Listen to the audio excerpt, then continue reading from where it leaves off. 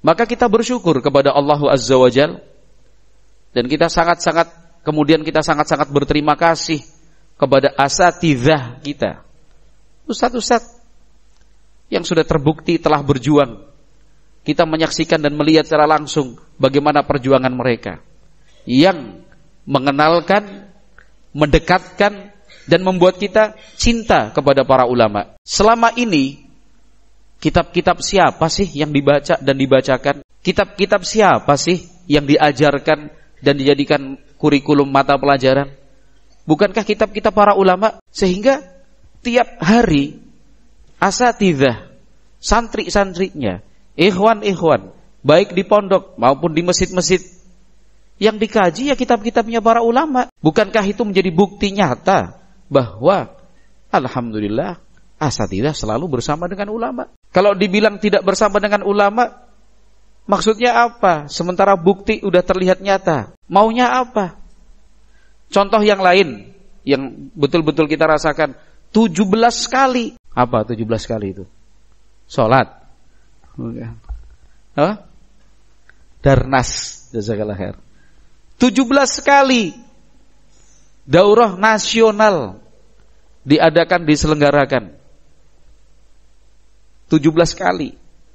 Sudah berapa ulama yang berkunjung ke Indonesia? Sampai Syekh Ubaid Al-Jabiri rahimahullahu ta'ala berkenan untuk datang ke Indonesia. Coba kita tanya, silahkan Anda bertanya, itu yang menghubungi siapa?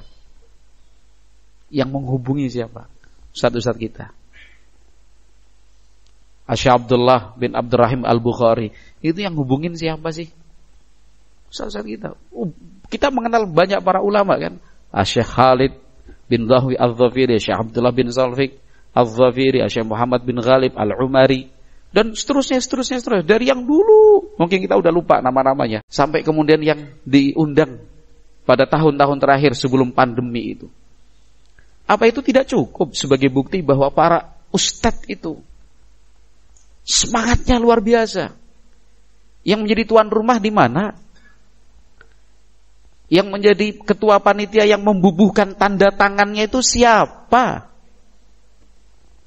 Siapa nama ustadznya? Cek itu, bisa diposting. Yang nama-nama dan tanda tangan itulah yang kemudian menjadi surat resmi dari Polsek, Polres, Polda, Mabes Polri, yang ke Kementerian Kementerian Hukum dan Asasi Manusia, Dirjen Imigrasi, ya, yang kemudian diterima oleh dari Kementerian Agama Kabupaten sampai Kementerian Agama Provinsi sampai Kementerian Agama, seterusnya, yang dijadikan menjadi surat izin untuk menggunakan tempat.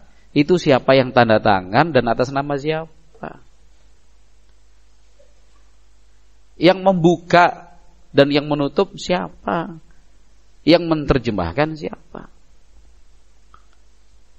Ustadz kan? Loh, kok kemudian dibilang ustadz gak bersama ulama? Aneh.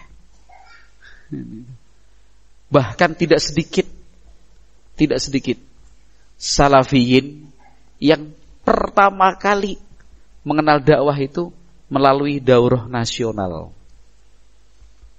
Baru pertama kali ikut taklim ketika diajak ke Yogyakarta, di Masjid Agung Bantul, di Masjid Agung Sulaiman, Masjid Agung Sulaiman, kok Sulaiman Banyumas, Masjid Agung Sulaiman, yang sampai ke Jakarta Islamic Center JIC, itu baru pertama kali diajak. Ayo mas, masih awam berangkatnya. Sampai di sana mau ngerokok sudah nggak enak, pada nggak ngerokok ya, tutup, ya kan. Berangkat masih pakai celana jeans sama kaosan style keren, ya kan. Kok nggak enak sendiri. Pulang udah bilang sama temennya yang ngajak, beli celana seperti kamu ya. Ayo mari. Banyak loh yang mengenal dakwah itu melalui daurah nasional itu.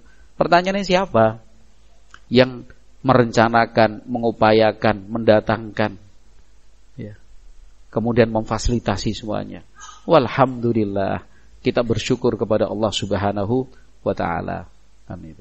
Sehingga kebaikan-kebaikan itu jangan sampai terlupakan, jangan sampai kemudian terhapus, jangan kemudian kita seakan-akan menganggapnya tidak pernah ada. Ya. Alhamdulillah. Nah, kalau kemudian ditanya, memang sampai sekarang masih terhubung? Masih. Tapi kan seperti itu tidak usah dicerita-ceritakan, seperti dulu kala pun tidak dicerita-ceritakan. Nah, gitu. Kan seperti itu.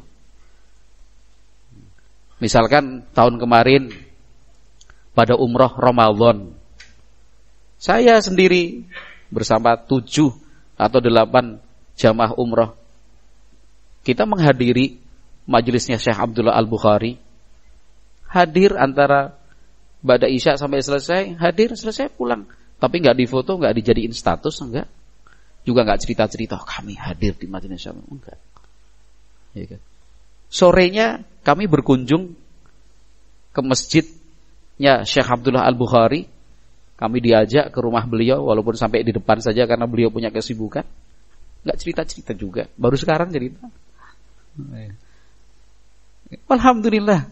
Emangnya kalau setiap telepon, setiap konsultasi terus diceritakan, kami baru saja menelpon Syekh Fulan. Dulu juga telepon enggak pernah cerita-cerita juga kok.